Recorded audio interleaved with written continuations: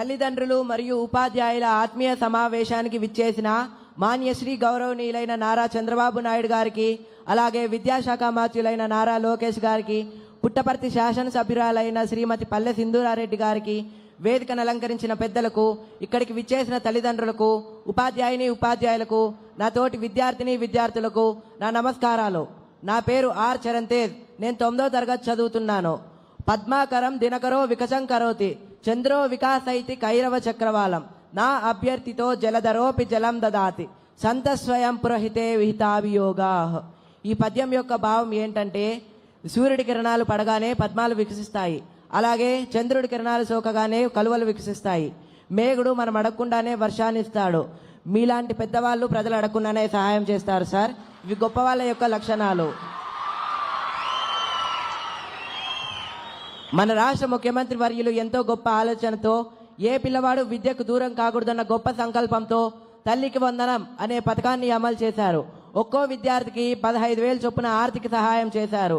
కుటుంబంలో చదివే విద్యార్థులు ఎంతమంది ఉంటే అంతమందికి తల్లికి వందనం అందజేస్తున్నారు.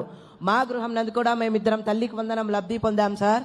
నారా చంద్రబాబు నాయుడు గారు ప్రభుత్వ పాఠశాల మరియు ప్రైవేట్ పాఠశాల అతని 2 కళ్ళుగా భావించి రెండిటికి సమన్యాయం చేయాలన్నటువంటి ఉద్దేశంతో ప్రైవేట్ పాఠశాలలో చదువుతున్న విద్యార్థులకు కూడా తల్లికి వందనం అందజేస్తున్నారు. 1వ తరగతి నుంచి 12వ తరగతి వరకు చదువుతున్న ప్రతి విద్యార్థికి తల్లికి వందనం అందజేస్తున్నారు. ఈ సందర్భంగా నేను నా ఫ్రెండ్ వాళ్ళ జరిగిన ఒక ఫ్యామిలీ ఇష్యూ మీకు చెప్పాలనుకుంటున్నాను.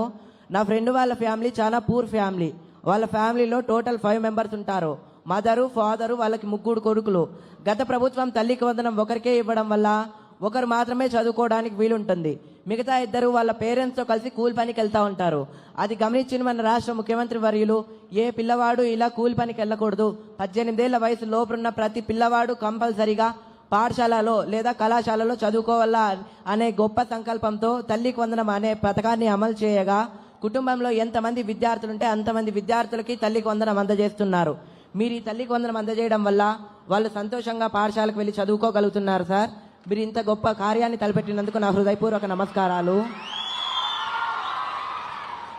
నేను మీకు మాట ఇస్తున్నాను సార్, మీరు ఈ తల్లికి వందనం క్రింద ఇచ్చిన అమౌంట్ ఏదైతే ఉందో ఇది నేను వృధాగా వాడను. నా పై చదువు కోసం ఉపయోగించి మీ ప్రభుత్వంలోనే నా చదువు అంతా ఫినిష్ చేసి ప్రభుత్వానికి, దేశానికి ఉపయోగపడేలా తయారైతానని మాట ఇస్తున్నాను sir. Thanks for giving this golden opportunity.